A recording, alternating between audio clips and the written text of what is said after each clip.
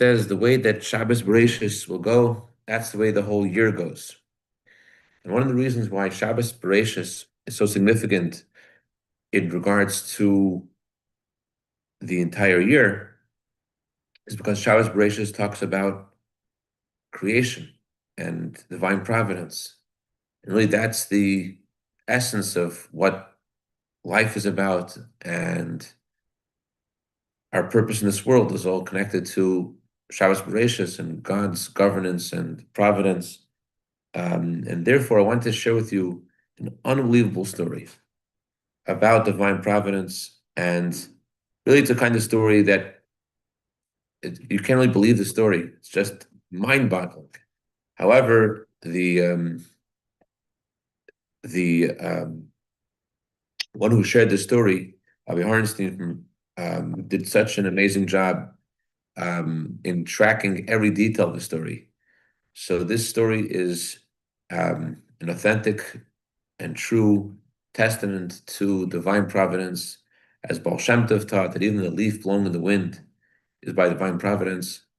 And in this story, you'll see a dazzling spectrum of divine providence that, with no further ado, also highlights the connection of the Rebbe to every single Jew, and how the Rebbe finds a way to reach the purity and the goodness that is within the heart of every Jew, and in a way that can only be divinely inspired. Okay, no further ado, here we go. So Rabbi Ernstein said that he wanted to hear the story directly from the ones whose story took place, who are the heroes of the story, the Lubetsky family. But problem was that Rabbi Lubetsky, who lives in France, is a very deep and devoted chassid, and he carries a lot close to his chest. But thanks to Rabbi Lubetsky's wife and their son Rab Shmuel, he was able to get the whole story from Rabbi Lubetsky. Rabbi Menachem Mendel Zusel Lubetsky was one of the first Hasidim who were inspired by the Rebbe's emissary to France, Rabbi Mullah Zimov. And he, together with Rabbi Azimov, created a real revolution in France, a Jewish Renaissance that began through Rabbi Azimov and this group of people that till today in France, they're known as the group that joined Rabbi Azimov in spreading the Torah and Hasidus throughout France. So here is the story of Rabbi Menachem Mendel Zusel Lubetsky. He said that my father, Reb David, was born in 1965 in Lithuania.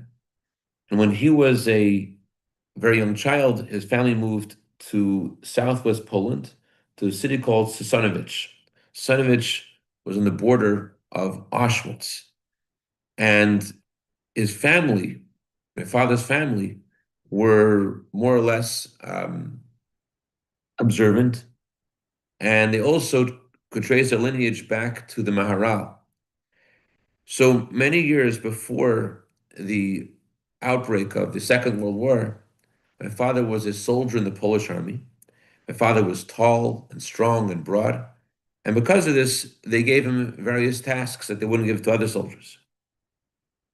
So in one of his journeys as a soldier, he reached the city of Radin. This city was at one point belonging to Belarus, but in the year Tafresh Pei in the year 1921, after the war between Poland and the Soviets, the city moved over to the Polish border. So the following event happened between 1926 and 1930. One day, my father was passing by a forest that neighbors this city, Radin, and he saw a man who had a very distinguished appearance, an elderly man, and he was trying to arrange wood on his wagon. But it was very obvious that this man, this venerable sage, with this distinguished appearance, had no experience in loading wood on a wagon. So my father very generously offered to help him, and he did. He helped him out. And when he finished, this elderly man, this sage with this very distinguished appearance, he wanted to pay my father. My father refused payment, but he said, "I'll be happy to receive your blessing." So the sage asked Rab David Lubetzky, "What kind of a blessing would you like?" So Rab David said, "I just want to be able to finish my tenure as a soldier and not be hurt." So the rabbi responded, "Not only will you remain alive, but you'll also merit that your children will be bnei Torah, your children will be knowledgeable in Torah." That's what this elderly man said with a very emotional tone.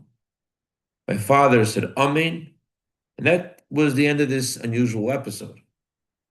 But my father remembered this episode very, very well. It's precisely because my father didn't know this person that this encounter in that forest um, had some trace of a sense of something otherworldly. My father had a very challenging life. He couldn't possibly imagine at that moment in the forest what kind of challenges he would experience. A few weeks before the war broke out in 1939, my father married my mother, Ida Yehudis, in the city of Bendin. They had a lot of great plans, but Hashem apparently had other plans for them. May God protect us. They only after they passed away, said Rabbi Lubatsky, did we discover that they actually had a child before World War II. We had no idea that we had another brother. What happened was that they never spoke about a child that they had lost. Half the city, the residents of Bendin were Jews. Even the second in command of the mayor was Jewish. So the very day that the Nazis came to Bendin, um, they brought many Jews to the synagogue. They burned down the synagogue with the Jews inside the synagogue. And in that event and subsequent events in the following days, 600 Jews were murdered. At that time, my father and his new wife decided to move away from Bendin to his hometown, which was Sasanovich. But again, Sasanovich is next door to Auschwitz. And the residents of Bendin and Sasanovich unfortunately had a similar fate. After um, Pesach, in the year 1942, they started sending the residents of these two cities to Auschwitz. And they gathered all the Jews of the city. They had to present themselves and give their papers. And they gathered all the Jews in a field. They left them there for 3 days without food and water. And then afterwards, some of the Jews remained in the city. Some of the Jews were sent to Auschwitz. Some of the Jews were sent to work. Some Jews tried to escape, but they were immediately shot. 5,000 Jews were sent to Auschwitz, among them my father and mother. It's apparently it was in that selection when they were sent to Auschwitz when they lost their son. And during those days, my father told my mother that if we will be separated, we should return to northern Paris, and then we will meet, and we'll if we both survive, we should go back to northern Paris, and where? My mother asked my father. My father said, go to northern Paris and we'll meet there in northern Paris. My father saw death on his door many times, but it always appeared that death skipped over him. He didn't really talk too much about what happened to him during the war, but he tried to escape from Auschwitz, and he was successful. He had two advantages. Number one is he knew the entire area at the palm of his hand because of his tenure there as a resident, as a child, and also because of his service in the army. And so he was able to. He saw someone hung on the fence, on the electric fence in Auschwitz, and he could tell that the fence at that time was not electrified, and so he used the opportunity and he escaped. Again, he knew the area very well, but he was also very strong. But unfortunately, he was caught and brought back to Auschwitz. He tried to escape again. The Nazis beat him mercilessly. On Purim in 1944, my father was suddenly brought with eight other prisoners to a quarantine to make sure they have no contagious diseases. And then they were brought to a concentration camp called Sachsenhausen, um, which was 35 kilometers north of Berlin. There, my father discovered the Nazi plot to create the greatest forgery of money in history. There's a book and a movie about the counterfeiters. My father's name is mentioned there.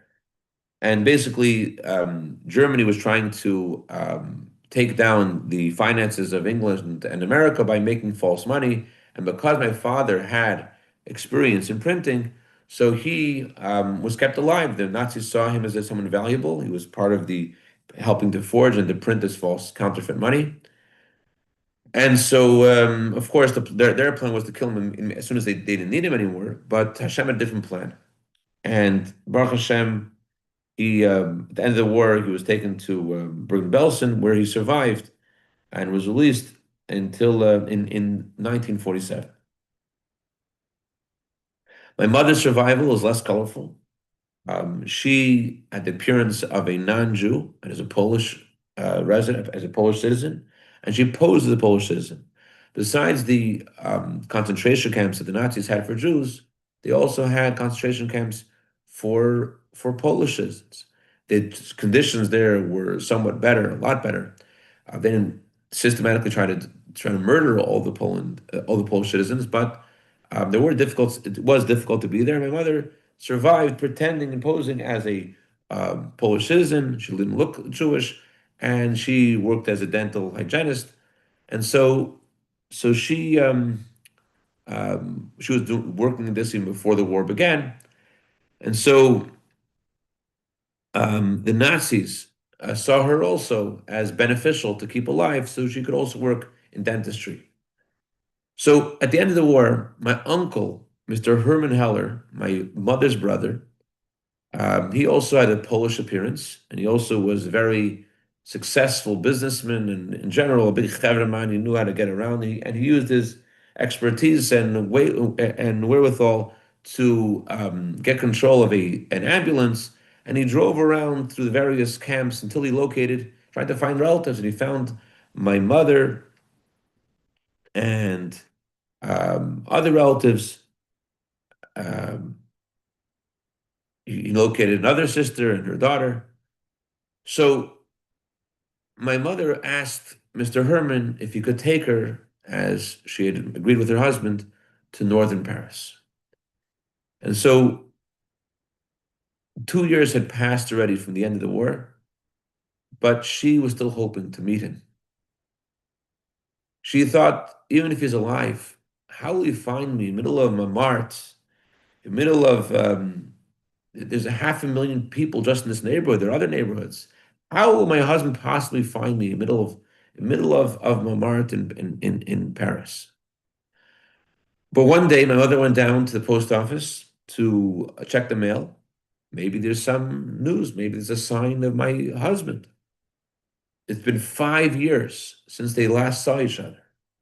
My father had no idea my mother was alive. He actually expected her not to live because he thought she wouldn't be able to survive. But deep down in his heart, he also had hope that he would meet her again. So that morning, there was a lot, because of great anti-Semitism then in Paris, a lot of people didn't want to rent their homes to Jews. Um, and so that morning, my father again was trying to find a place to live. And so my mother went down to the post office in the house, the post office, the box, the postal box in their house, in their apartment building. And when she came down, she saw outside, there is her husband. They reunited. And this was a total miracle, a continuation of the series of miracles that kept them both alive. My father felt that it wasn't just luck. He felt that this was really the hand of God. 6 million Jews were murdered, and for couples to survive together itself was a miracle. And to be true that survived was a miracle. And for them to find each other now, middle of northern Paris, out of the whole big city, just to see each other suddenly, my father understood there could be no rational explanation for this. And that picture from the forest with that Jew with that majestic appearance, um, closing his eyes and blessing him to survive, that always repeated itself in front of his eyes. He believed there was a connection between their survival and their reunion and that blessing. A year after they met each other again, my sister was born, and 2 years later, in 1950, I was born. My parents' relationship to Torah mitzvahs was very interesting. My father was a proud Jew. He flaunted his Judaism. He would go on the metro in Paris and he would read the Yiddish newspaper. He would talk to my mother openly in Yiddish. On the other hand, my father had this deep antagonism for Orthodox Jews and especially for Orthodox institutions. This was clearly a result of his experiences in the Holocaust. One Friday, my mother was lighting Shabbos candles, and Mrs. Gracia Mergui, the mother of the emissaries of the Rebbe in Paris, Mrs. Mergui, she had this knack for shlichus, for outreach. She saw this woman lighting Shabbos candles, and she made it her business to get in touch with her. And that was the key for this young boy to find his connection to Judaism. She encouraged my mother to send me to Yavne, to a Jewish school. And this was really the beginning of my discovery of Judaism. I was very inspired by Rabbi Pinchas Gedalia Pastor, and then by Rabbi Mullah Azimov. I would use my free time on Sunday to go to study with Hasidim.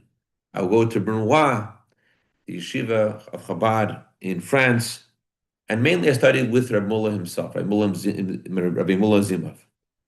Week after week, my recognition and my understanding and my appreciation for Judaism got stronger and stronger. And together with this, the fights in my home got stronger and stronger.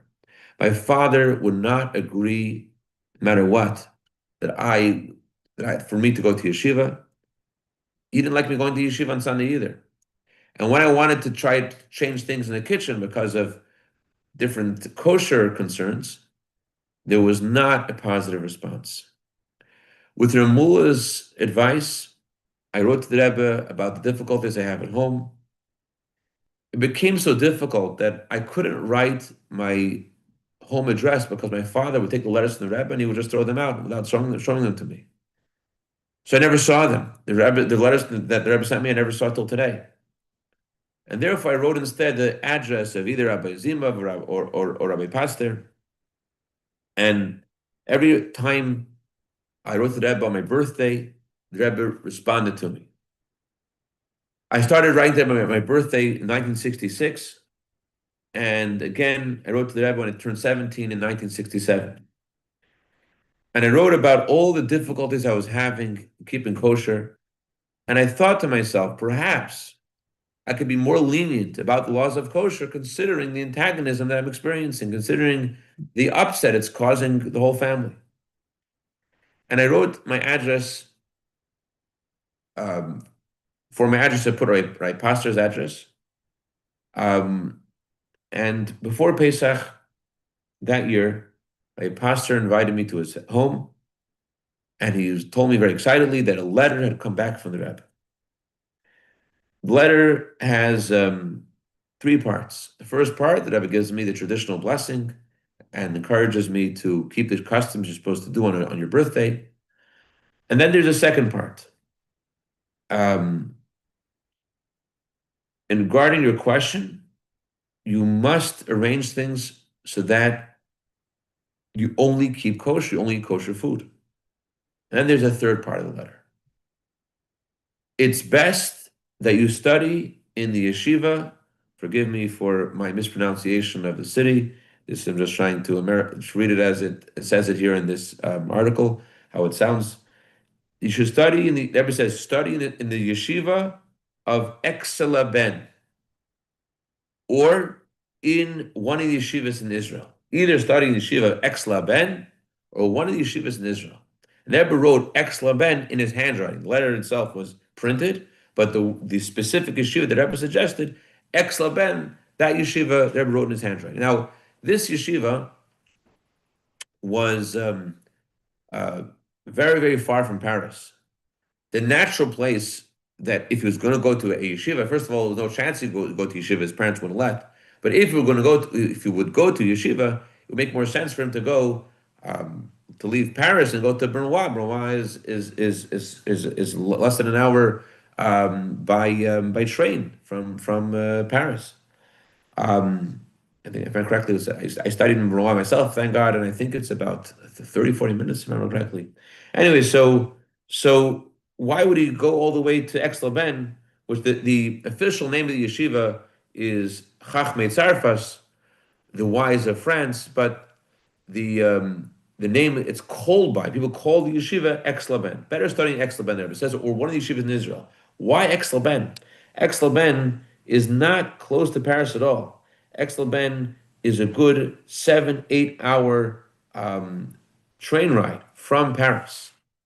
And if his parents are against yeshiva, certainly would be against him traveling so far away. And more, the Rebbe is advising this boy who, Rabbi Levetsky said, my whole connection to Judaism was only through Hasidim, only about the Hasidus and Chabad Hasidus.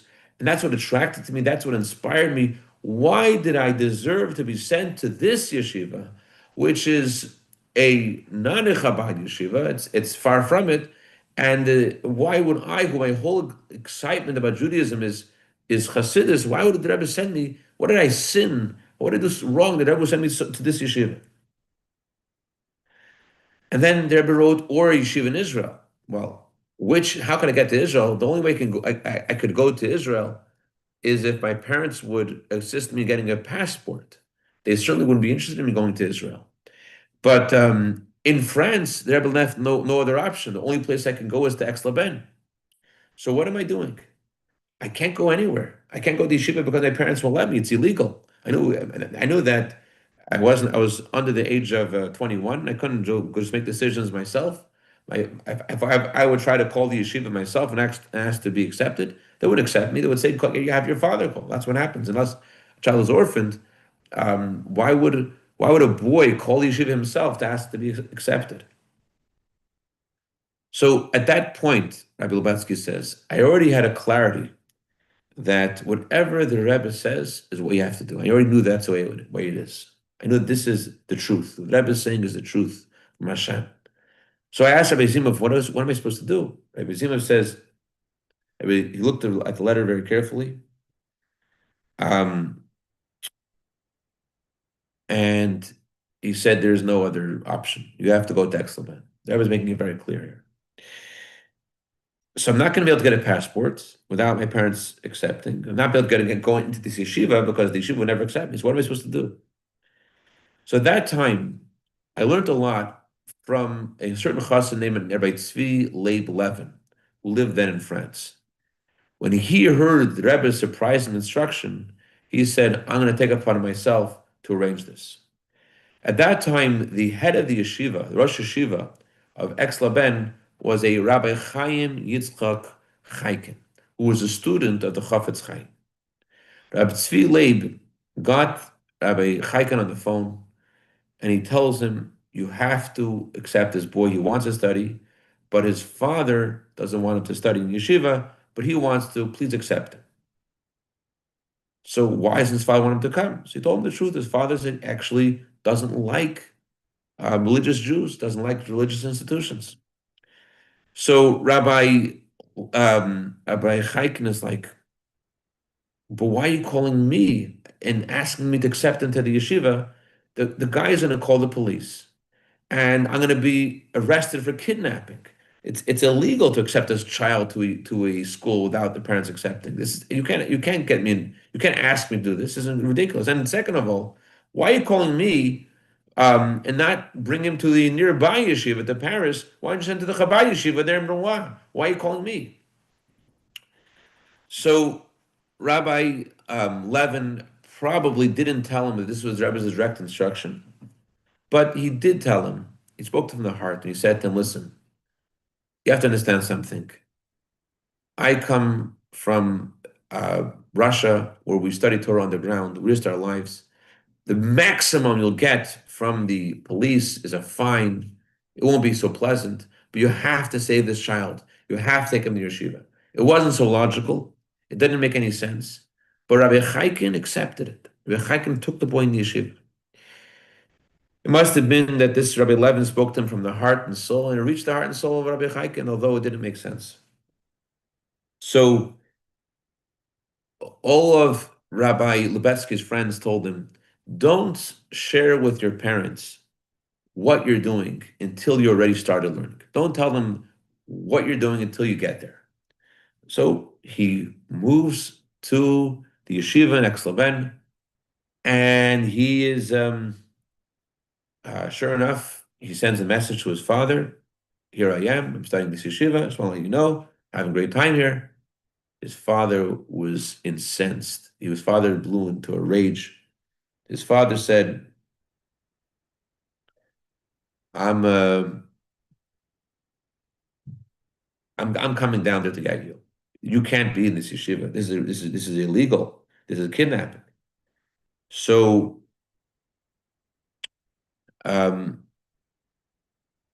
it took him a few days it's a very far distance. It took my father a couple of days to organize himself, but he let me know that he decided he's coming to the yeshiva to bring me home.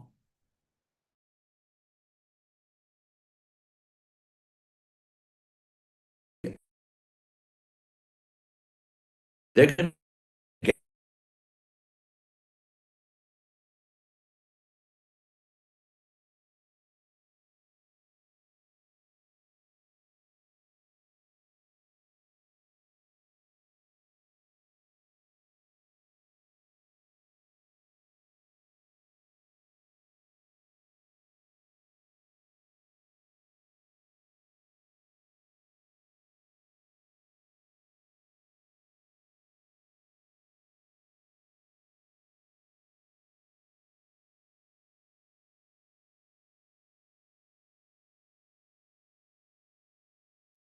I'm standing there. I want to bury myself. And Rabbi Chaikin, very unusually, despite my father's rage, open and clear animosity and rage, he is as cool as a cucumber. He says, come into my office, let's talk. So, to my surprise, from my father first let it out on him and screamed at him, and Rabbi Chaikin allowed my father to unburden his whole rage, and then he invited him to his office. To my surprise, the moment my father went into the office, everything was quiet. I stayed outside, but everything was quiet. I didn't know what happened. My father comes out of the office after a few minutes with Rabbi Chaikin, and he says to me, Max, you'll stay here in this yeshiva and you will be a Ben Torah. You'll be proficient in Torah. I didn't know what to say. I didn't know what to respond. I said, thank you, Dad. My father didn't tell me what happened in the room. He didn't tell me what caused him to change so extremely. But after a few days, Rabbi Chaikin told me himself. Rabbi Chaikin invited me to his office and told me this. When your father went into my room, he was so angry, so in such a rage, he saw the picture hanging in my office. Rabbi Chaikin pointed to the picture of Rabbi Shaul Meir, the Chavetz Chaim. Your father pointed at the picture and he said to me, he asked me, who is this? Why is this picture here? So I told him, this is my teacher, this is my Rebbe, this is the Chavetz Chaim. So your father asked me, did your teacher ever live in a village called Radin? I said, yes. So your father sat down on the chair, started mumbling to himself. He told me with great emotion about his meeting in the forest with this Jew. This Jew, he met that same Jew in that forest. And how this Jew had blessed him, that his children will be b'nei Torah, his children will be proficient in Torah. And your father, Rabbi Chaikin told me, was so emotional from this picture, this memory that he had of the Chavetz Chaim, that he muttered, Max will stay here, and Max will be a Ben Torah. Just interesting element to the story is how this happened, how the Chavetz Chaim suddenly appeared in the forest without any entourage. So actually in the biographies of the Chavetz Chaim, as Rabbi Ornstein put together from various biographies, you see that the Chavetz Chaim did not always travel with an entourage. He did a lot of things himself, and he often went out to the forest for introspection.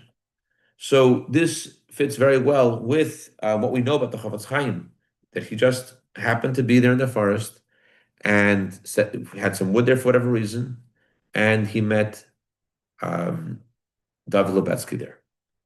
So now everything became very clear. Now it's understood why the Rebbe used the words Ma Toiv Sheyisa Lilmud BeYeshiva Shel Aksel Ben. Now we understand why the Rebbe said it would be good for him to study in Yeshiva Aksel Ben, because it was only there that his father not only was able to accept his son going to yeshiva, but this completely melted his whole antagonism to his son that was going on for such a long time. It was because he went to the yeshiva that things changed to an extreme between the father and son. I mean, the father was a Holocaust survivor, and in general, Rabbi Lubetsky said that the relationship between the father and son of survivors is very, very difficult. But the issues they had, the religious issues, all of a sudden were transformed.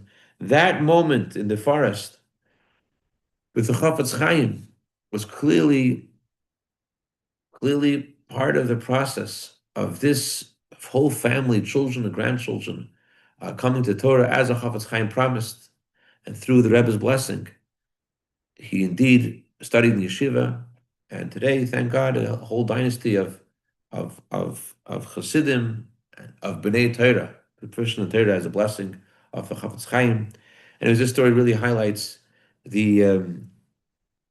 the Rebbe somehow was able to reach this Jew's neshama with divine inspiration of all the yeshivas, to send that yeshiva, the yeshiva of the Chavetz Chaim students, so you could see the picture of the Chavetz Chaim and connect that blessing that you received the Chavetz Chaim so many years before.